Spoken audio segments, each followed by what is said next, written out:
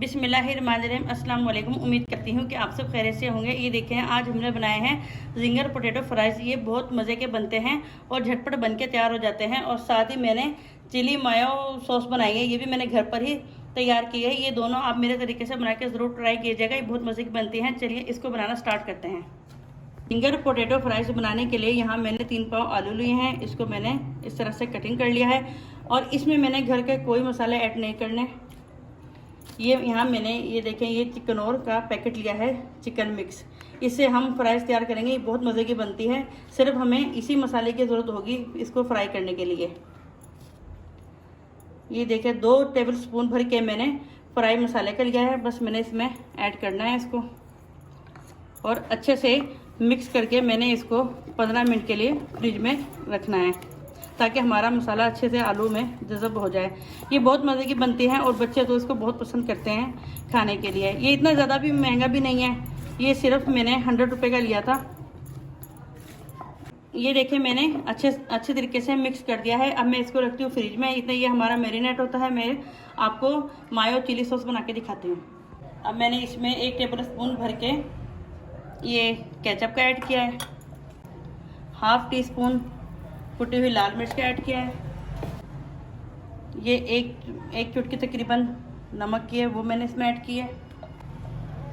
ये half tea spoon मैंने पिसी हुई लाल मिर्च का इसमें ऐड किया है और ये हाफ ही मैंने इसमें नींबू का ऐड किया है। ये बहुत मज़े की चिली मायो सॉस बनती है और फ्राइज़ के साथ तो बहुत मज़े की लगती है। इसको हम अच्छे से मिक्स कर लेंगे। आप जब भी ये फ्राइज़ बनाएं तो ये चिली मायो सॉस ज़रूर बनाइएगा क्योंकि इसके साथ बहुत मज़े की लगती है ये। चलें हम इसको अच्छे से मिक्स कर लेते हैं। ये हमारी चिली मायो सॉस बनके तैयार। देखिए, 10 से 15 मिनट के बाद हमने आलू निकाल लिए फ्रिज से। ये अगर आलू अपना थोड़ा बहुत पानी छोड़ भी देते कोई मसला नहीं है, ठीक है। चलें अब हम आगे का प्रोसेस करते हैं। मैंने 1 पाव मैदा लिया है और ये मैंने 4 टेबल स्पून भर के कनौर मसाले का लिया है, ब्रोस्ट मसाला जो मैंने आपको दिखाया था। ये देखें, ये वाला पैकेट। ये मैंने सारा ऐड नहीं किया लेकिन मेरा इसमें भी बच गया है। आप इसको कम या ज़्यादा कर सकते हैं जैसा आप खाना चाहें। अगर आपने यानी कि ज़्यादा स्पाइसी खाना है तो आप उसमें और ऐड कर सकते हैं, लेकिन मैंने इसमें 4 टेबल स्पून ही ऐड किए हैं भर के क्योंकि यही काफ़ी रहेंगे।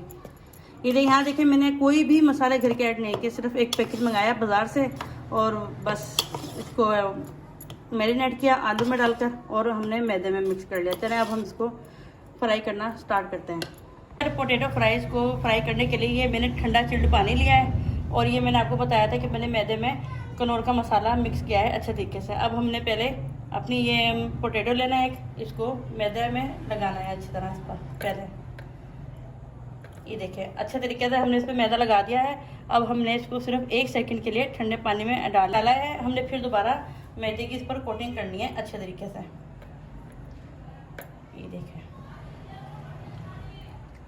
ये हमने ये देखें, इसको हमने ऐड।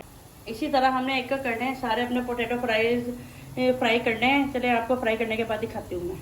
ये देखिए, हमारे जिंगर पोटैटो फ्राइज़ बनके तैयार हो गए हैं। ये बहुत मज़े के और जल्दी बनके तैयार हो जाते हैं। मैंने इसमें कोई घर का मसाला ऐड नहीं किया, सिर्फ मैंने इसमें कनौर चिकन मसाला ऐड किया है। इसको एक दफ़ा आप मेरे तरीके से बना के ज़रूर ट्राई कीजिएगा। और ये देखिए, साथ ही मैंने मायो सॉस बनाई है, ये भी मैंने घर पर ही आपको बनाकर दिखाई है। ये भी बहुत मज़े की बनती है। आप इसको एक दफ़ा ज़रूर बनाइएगा फ्राइज़ के साथ। अगर आपको मेरी रेसिपी पसंद आए तो मेरी वीडियो को लाइक और शेयर और मेरे चैनल को सब्सक्राइब करना मत भूलिएगा। मिलते हैं अपनी नेक्स्ट वीडियो में। अल्लाह हाफिज़।